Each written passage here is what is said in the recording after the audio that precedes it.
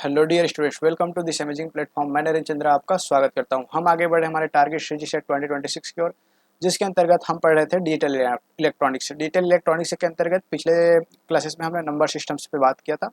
इस क्लासेस में हम देखने वाले हैं मल्टीप्लेक्सर और डीमल्टीप्लेक्सर पे बात करने वाले हैं। मल्टीप्लेक्सर हमारा क्या होता है, डीमल्टीप्लेक्सर क्या होता है, ठीक है।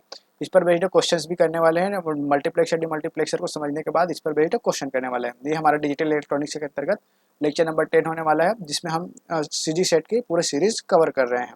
तो चलिए शुरू करते हैं मल्टीप्लेक्सर से। मल्टीप्लेक्सर एक्चुअल में होता क्या है? Multiplexer is a combinational circuit, it has many input and single output, hence it is also called many into one circuit. देखिए, जो मल्टीप्लेक्सर होता है उसमें क्या होता है कि हमारे पास बहुत सारे इनपुट्स होते हैं, बहुत सारे इनपुट होते हैं, ठीक है।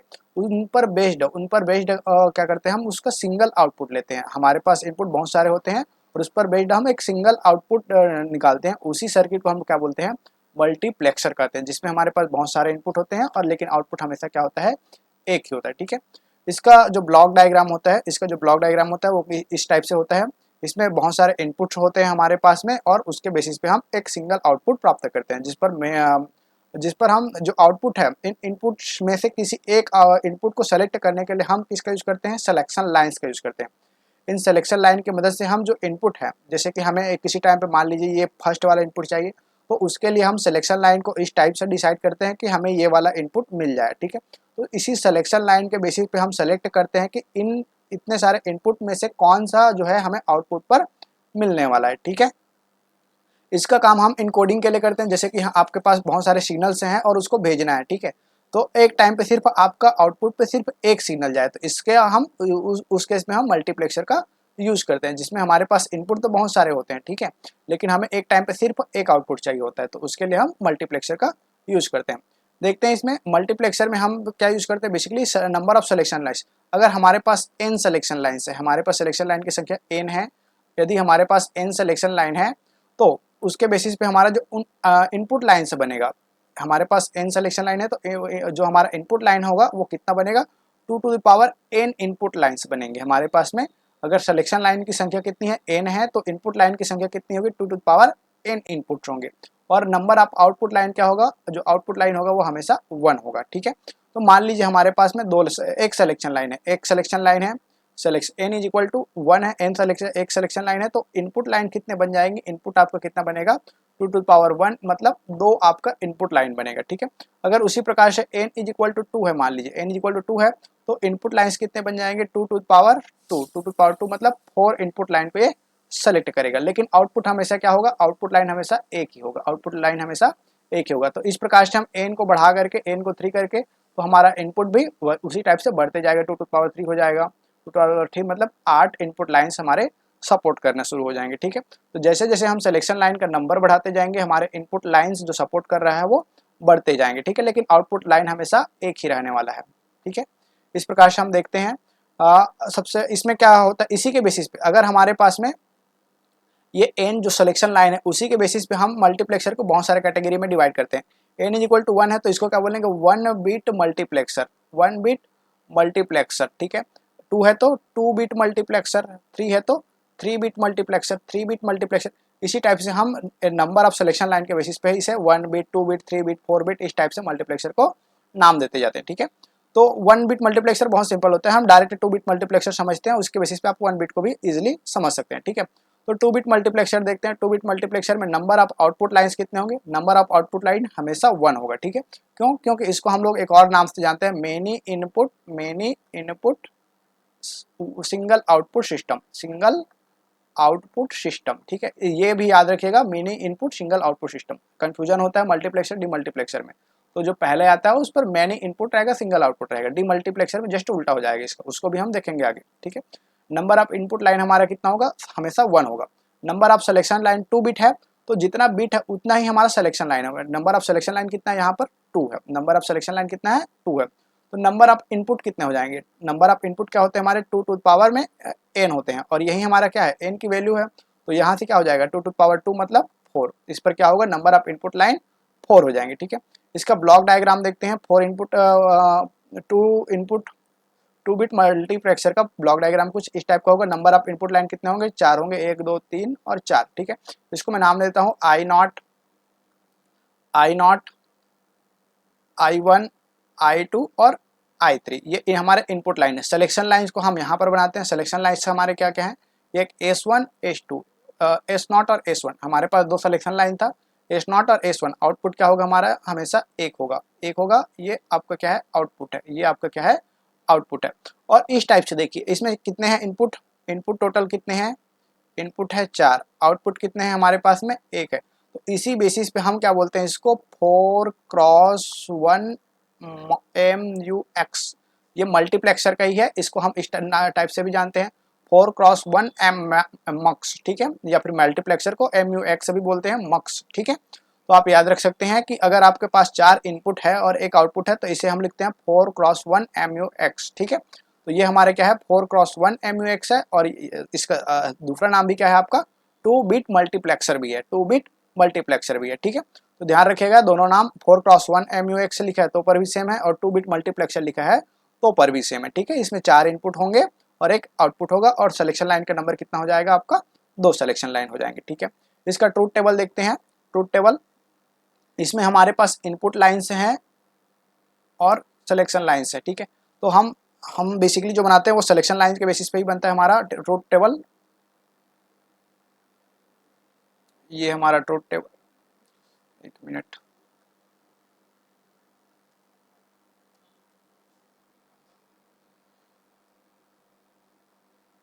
ट्रूथ टेबल देख लेते हैं इसका। ये आपके पास ये S1 है सिलेक्शन लाइन, ये आपका S0 और ये आपका इनपुट, ये आपका इनपुट, ठीक है। और ये आपका आउटपुट, इनपुट आउटपुट, ठीक है। तो देखते हैं इनपुट हमारा क्या क्या है, I0 I1 I2 और I3, ये 4 हमारे पास इनपुट लाइन्स हैं। हमारे पास 4 इनपुट लाइन्स है, I0 I1 I2 और I3। और सिलेक्शन लाइन हमारे पास 2 है, S0 और S1, ठीक है। तो पहला केस क्या हो सकता है, दोनों 0 0 हो, दोनों 0 0 हो, ठीक है। दूसरा क्या हो, 0 1 हो, तीसरा क्या हो, 1 0 हो, और चौथा क्या हो, 1 1 हो, ठीक है। तो इसके बेसिस पे अगर दोनों 0 0 रहेगा, दोनों 0 0 रहेगा तो हमारा फर्स्ट वाला जो इनपुट है वो आउटपुट के प्लेस पे हमें मिलने वाला है। आउटपुट के रूप में हमें, अगर दोनों सिलेक्शन लाइन 0 0 है, इनिशियल कंडीशन 0 0 पे है, तो हमारा जो आउटपुट है वो फर्स्ट इनपुट को ले लेगा, ठीक है। तो यहाँ पर क्या मिल जाएगा आपको, I0 मिल जाएगा। सेकेंड वाले पे क्या मिल जाएगा आपको, I1 मिल जाएगा। थर्ड वाले केस पे क्या मिल जाएगा आपको, I2 मिल जाएगा। और फोर्थ वाले केस पे आपको I3 मिल जाएगा, ठीक है। ये जो इनपुट लाइन है वो हमेशा हाई रहेंगे, चारों इनपुट लाइन हमारा हमेशा हाई रहेगा। जो सिलेक्शन लाइन है वो कम, लो हाई, उसके बेसिस पे हमारा जो इनपुट लाइन में से आउटपुट पे एक सेलेक्ट होकर के हमारा आ जाएगा, ठीक है।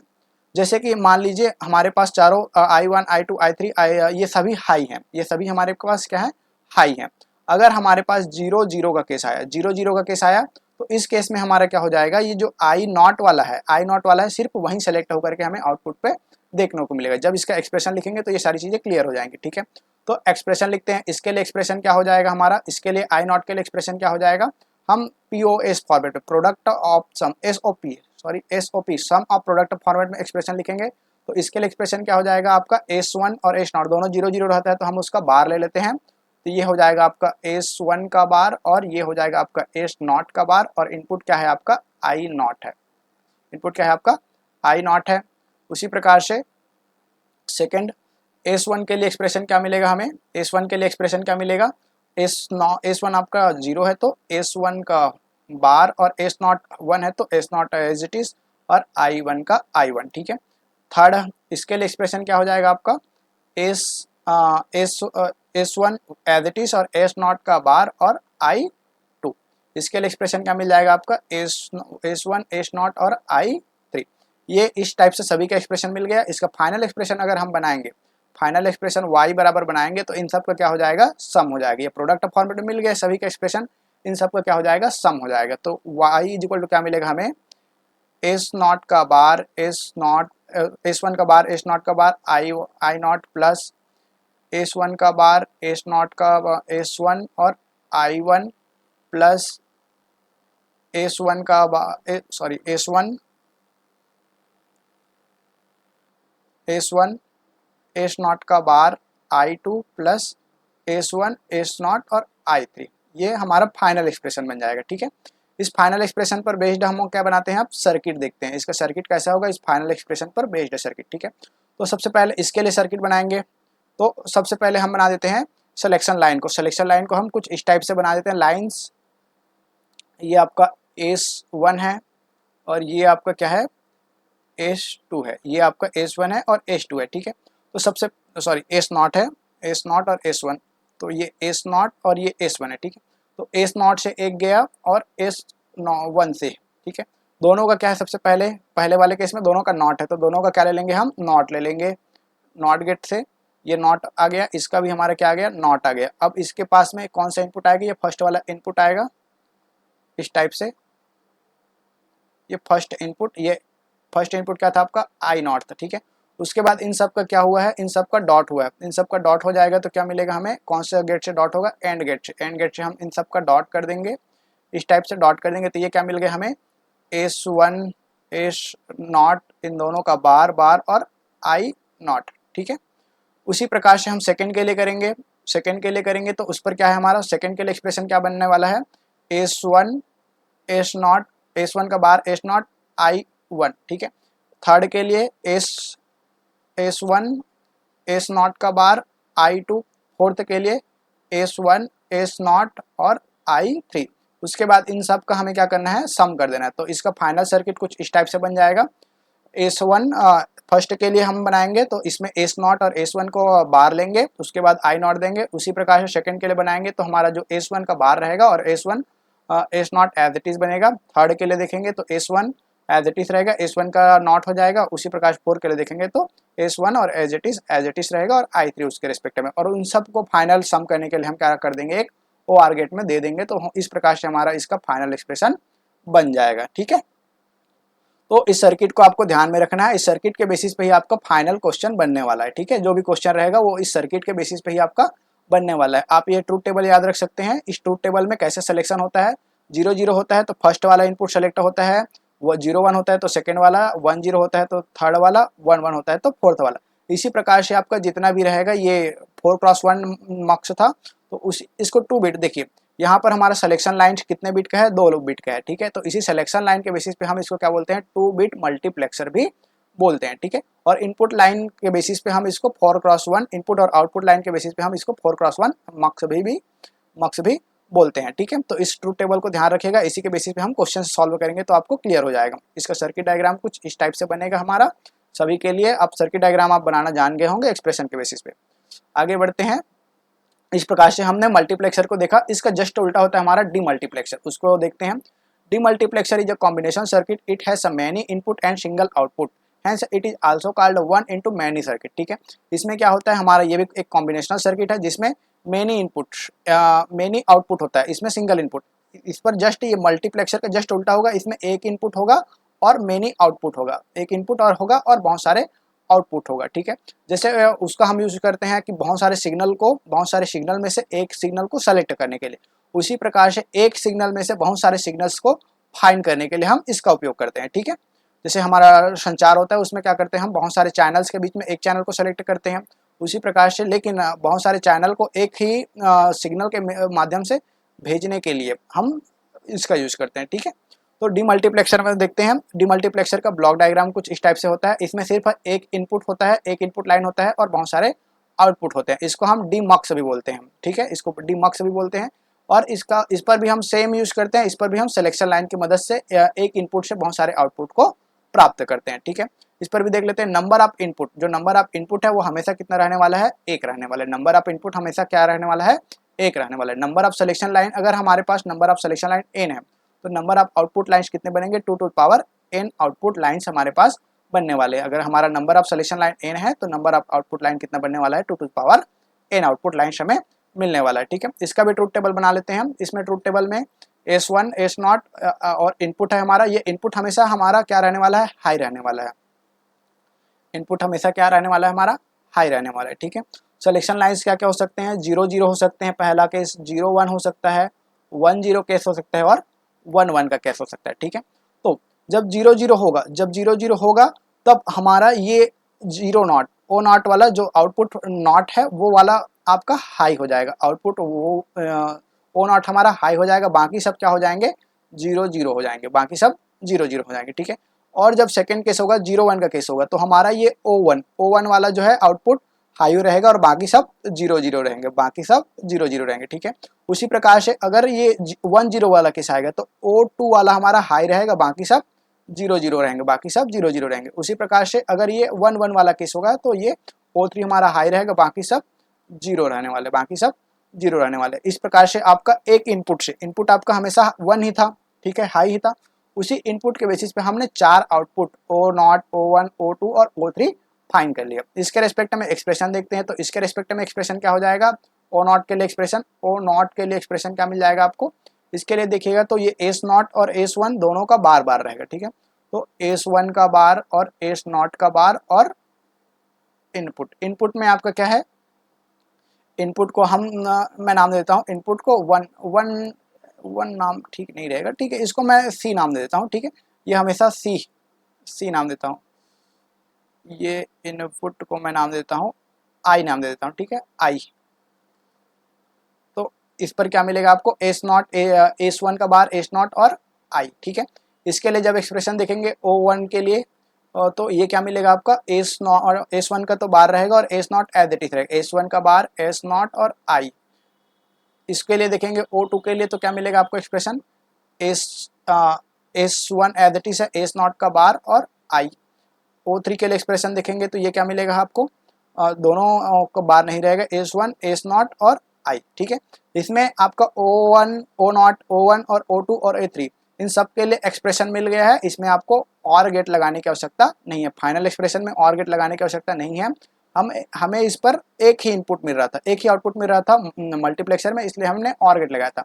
इसमें हमारे पास में बहुत सारे इनपुट्स मिल रहे हैं, मतलब 4 इनपुट्स मिल रहे हैं 2 वाले में, तो इसमें हमें OR गेट लगाने की रिक्वायरमेंट नहीं है, ठीक है। तो इसे हम नाम जानते हैं, जस्ट नाम इसका चेंज हो जाएगा, क्या हो जाएगा, वो मक्स में लिखे थे तो 4x1 था, इसमें क्या हो जाएगा आपका 1x4 डीमक्स हो जाएगा। ये क्या हो जाएगा, 1x4 डीमक्स, इसको हम 1x4 डीमक्स लिखेंगे, क्यों, क्योंकि एक इनपुट है और 4 आउटपुट है, तो इसका दूसरा नाम भी होता है 1x4 मक्स, ठीक है, डीमक्स। इसके बेसिस पे, इस एक्सप्रेशन के बेसिस पे हम सर्किट देख लेते हैं, ठीक है। O0 के लिए क्या हो जाएगा आपका, S0 और S1 और S0 का बार, ठीक है। तो इसका सर्किट बना लेते हैं। ये हमने बना दिया एक सिलेक्शन लाइन, ये दूसरा सिलेक्शन लाइन और ये तीसरा एक इनपुट लाइन, ठीक है। ये आपका इनपुट लाइन है और ये आपका S0 है और ये आपका S1 है, ठीक है। तो सबसे पहले के लिए आपका एक इनपुट जाएगा, इनपुट लाइन जाएगा और ये इस टाइप से। तो इन दोनों का क्या हुआ है, फर्स्ट के O0 के लिए इन दोनों का बार, O0 के लिए इन दोनों का बार लेंगे हम, इन दोनों का बार ले लिया हम। इन दोनों का बार को हमें कौन सा गेट में देना है, एंड गेट में, तो एंड गेट में हमने दे दिया इस टाइप से। तो ये मिल गया आपको O0 का एक्सप्रेशन। O0 का एक्सप्रेशन क्या मिल गया आपको, S0 का बार, S1 का बार, S0 का बार और I हमेशा क्या रहेगा आपका, I हमेशा हाई रहेगा, इसको मैंने I नाम दिया है। इसी प्रकार से आप O1 के लिए लिखेंगे तो ये वो क्या मिलेगा, S1 का बार, S0 और I। O2 के लिए निकालेंगे तो वो क्या मिलेगा,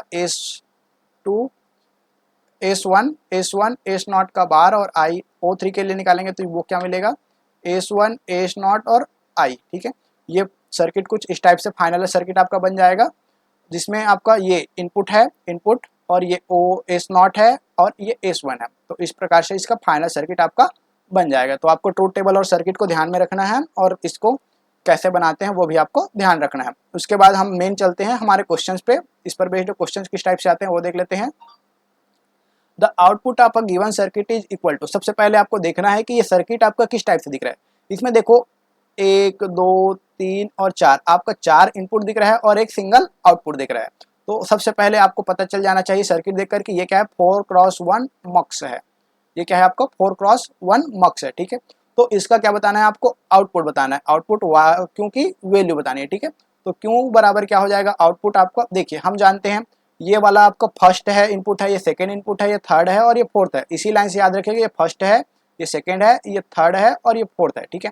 और ये दोनों क्या है, ए और बी आपका सिलेक्शन लाइन है। तो हम जानते हैं कि इसमें क्या होता है, फर्स्ट के लिए ए नॉट बी नॉट होता है, तो इसको आप एक्सप्रेशन लिखते जाइएगा, A not B not, A not B not, और इसके रेस्पेक्ट में expression A not B not, और ये सी क्या है आपका फर्स्ट इनपुट पे सी। उसी प्रकार से सेकेंड के लिए हम लिखते हैं ए नॉट और बी, और सेकेंड इनपुट आपका क्या है वो भी आपका सी है, ठीक है। उसके बाद थर्ड ये वाला है, थर्ड इनपुट आपका क्या हो गया, सी नॉट, सी का बार हो गया, तो ये थर्ड के लिए क्या लिखते हैं, ए बी का बार और सी का बार हो गया, ठीक है। उसी प्रकार से फोर्थ के लिए लिखते हैं, फोर्थ के लिए क्या मिलता है हमें, ए बी और ये सी का क्या ये रखा है यहाँ पर सी का बार, ठीक है। अब इस एक्सप्रेशन को आपको क्या करना है, सॉल्व करना है। ये डायरेक्ट आपको ऑप्शन में नहीं मिलने वाला है, ऑप्शन में आपको इसको सॉल्व करके मिलने वाला है, ठीक है। तो इसको सॉल्व करने का ट्राई करते हैं। इन दोनों में से क्या कॉमन निकल जाएगा, ए बार सी कॉमन निकल जाएगा, तो ए बार सी मैंने कॉमन निकाल दो, यहाँ से क्या बच गया, बी बार प्लस बी, ठीक है। उसी प्रकार से इन दोनों एक्सप्रेशन से क्या कॉमन निकल जाएगा, ए सी का बार कॉमन निकाल दिया, तो बी का बार प्लस बी, ठीक है। इसको जब सॉल्व करेंगे तो ये क्या हो जाता है हमारा 1 हो जाता है, ये भी हमारा क्या हो जाता है 1 हो जाता है। तो फाइनल एक्सप्रेशन क्या मिल गया, ए का बार सी प्लस ए सी का बार। और आप जानते हैं कि ये क्या है आपका, यही आपका क्या होता है, डिफरेंशिएटर होता है, पैरिटी चेकर जिसको बोलते हैं, यही आपका क्या होता है XOR गेट का रिप्रेजेंटेशन होता है। तो ये क्या हो जाएगा, ए XOR सी, यही आपका क्या हो जाएगा इसका आंसर हो जाएगा। तो इसका फाइनल आउटपुट में क्यों में आपको क्या मिल जाएगा, ए XOR सी मिल जाएगा, ठीक है। आगे बढ़ते हैं, नेक्स्ट क्वेश्चन देखते हैं। To design 2 to the power 8 cross 1 multiplexer, how many selection lines needed and gate needed, ठीक है। आपको बताना है 2 to the power 8 into 1 multiplexer बताना है, ठीक है। तो सबसे पहले सिलेक्शन लाइन आप देखते हैं, तो सिलेक्शन लाइन कैसे बनता है हमारा, यही जो 2 to the power n में जो n ही होता है, यही हमारा क्या होता है सिलेक्शन लाइन होता है। तो सिलेक्शन लाइन कितना चाहिए आपको, 8 चाहिए। सिलेक्शन लाइन आपको कितना चाहिए, 8 चाहिए। अब चाहिए आपको एंड गेट, जितने आपके इनपुट्स बनेंगे, इनपुट यहाँ पर कितने बनेंगे आपके, इनपुट आपका कितना है 2 to the power 8 इनपुट है, 2 to the power 8 इनपुट है ना, ठीक है। तो आपका जितना इनपुट रहेगा, देखिए यहाँ से हम इनपुट लेते जाते हैं, हर के लिए हमें एंड गेट के लगाने की रिक्वायरमेंट होती है। तो जितने इनपुट होंगे उतने ही हमें क्या की जरूरत पड़ेगी, एंड गेट की जरूरत पड़ेगी। तो कितने एंड गेट चाहिए होगा, 2 to the power 8 and gate की हमें रिक्वायरमेंट पड़ने वाली है, ठीक है। The output of a given circuit will be, next question है आपके सामने कि आपका एक सर्किट दे रखा है, ये भी आपको क्या दिख रहा है 4x1 मॉक सही है, 4x1 मॉक सही है, ठीक है। तो इसका आपको आउटपुट बताना है। तो आउटपुट लिखते हैं सिमिलर उसमें जैसे किए थे, ये ए और बी, और इस पे फर्स्ट पे सी है, ये फर्स्ट इनपुट है, ये सेकंड है, ये थर्ड है, फोर्थ है। तो ये क्या मिलने वाला है, ए का बार, बी का बार और सी है, फर्स्ट पे सी है तो सी, ठीक है। उसके बाद सेकंड पे क्या होता है, ए का बार बी और सी, यहाँ पर क्या है सेकंड पे 1 है, तो डॉट 1। थर्ड पे क्या मिलने वाला है, ए बी का बार डॉट क्या है 0। उसी प्रकार से फोर्थ पे क्या मिलने वाला है, ए बी डॉट 0। तो ये दोनों तो 0 हो जाएंगे डायरेक्टली। और यहाँ पर आप देखिए, यहाँ पर से आपको क्या मिलेगा, ए का बार बी का बार सी प्लस ए का बार बी, ठीक है। इसको और सिंपल से सॉल्व कर सकते हैं हम, इसमें क्या निकाल सकते हैं, ए का बार कॉमन निकाल सकते हैं। तो ये क्या मिलेगा आपको, बी का बार सी प्लस बी, ठीक है। इसे आप और क्या लिख सकते हैं, ए का बार, इसे हम लिख सकते हैं बी का bar plus B dot C plus B, ठीक है। तो ये तो आपको क्या हो जाएगा 1 हो जाएगा। यहाँ से आपको फाइनल क्या मिल जाएगा, ए का बार बी प्लस सी, ठीक है। यही आपका आंसर हो जाएगा, ए का बार बी प्लस सी। या फिर आप इसको ओपन करके भी लिख सकते हैं, ए का बार बी प्लस ए का बार सी, ये आपका फाइनल एक्सप्रेशन हो जाएगा। नेक्स्ट क्वेश्चन है आपके सामने, how many 1x2 demux required to construct 1x8 demux. आपको क्या बनाना है, 1x8 डीमक्स बनाना है, डीमल्टीप्लेक्सर बनाना है, ठीक है। 1x8 डीमल्टीप्लेक्सर बनाना है, और किसकी मदद से बनाना है, 1x2 डीमक्स, 1x2 डीमल्टीप्लेक्सर की मदद से आपको 1x8 डीमक्स बनाना है, ठीक है। ये क्वेश्चन आता है, इसी टाइप से क्वेश्चन आपका दिया गया है पिछले में। तो आपको कैसे बनाना है, ठीक है। तो इसके लिए आपको सिंपल से करना है, 8 को 2 से डिवाइड करते जाना है। 8 को 2 से डिवाइड करेंगे तो 8 को 2 से डिवाइड करेंगे तो कितना आएगा 4। इस 4 को फिर से 2 से डिवाइड करेंगे तो कितना आएगा 2।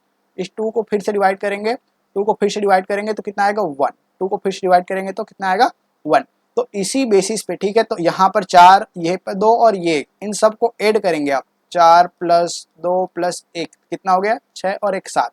तो आपको कितना 1x2 डिमक्स की रिक्वायरमेंट पड़ेगी, 1x2 डिमक्स की 7। कैसे में पड़ेगी, ठीक है देखिए, सबसे पहले आपको 1x2 डिमक्स में, आपका 1x2 डिमक्स है तो एक डिमक्स लगाया तो आपका क्या हो गया, एक इनपुट था आपके पास, सबसे पहले एक सिंगल इनपुट था, यहाँ से क्या बन गया, 2 आउटपुट बन गया, यहाँ से आपका क्या बन गया, 2 आउटपुट बन गया। इस 2 आउटपुट को आप नेक्स्ट पे देंगे, नेक्स्ट 1x2 पे देंगे, यहाँ से 2 बनेंगे और इस टाइप से यहाँ से 2 बनेंगे, ठीक है। इसको इसमें से फिर से 2 बनेंगे, इसमें से भी 2 बनेंगे, इसमें से भी 2 बनेंगे, इसमें से भी 2 बनेंगे, ठीक है। तो कितना हुआ, 1 2 3 4 5 6 7 8 बना, 8 टोटल बन गया। हमें कितने की जरूरत पड़ी, 1 2 3 4 5 6 और 7 की। इस प्रकार से हमें 7 1x2 डिमक्स की रिक्वायरमेंट पड़ेगी 1x8 डिमक्स बनाने के लिए, ठीक है। अब आपको नेक्स्ट है आपके सामने next question, how many minimum number of 1x2 and 1x4 demux required to construct 1x16 demux. आपको 1x16 डिमक्स बनाना है किसकी मदद से, 1x2 और 1x4 डिमक्स की मदद से, ठीक है। तो ये आपके लिए होमवर्क है, इसका आंसर आप कमेंट बॉक्स में कमेंट कीजिएगा, ठीक है। आपको 1x16 डिमक्स बनाना है 1x2 और 1x4 डिमक्स की मदद से, ठीक है। इसी के साथ इस लेक्चर की हम समाप्ति करते हैं, मिलेंगे नेक्स्ट लेक्चर में जिसके अंतर्गत हम इस पर बेस्ड और क्वेश्चंस और आगे के टॉपिक्स पे स्टडी करेंगे। तब तक के लिए धन्यवाद।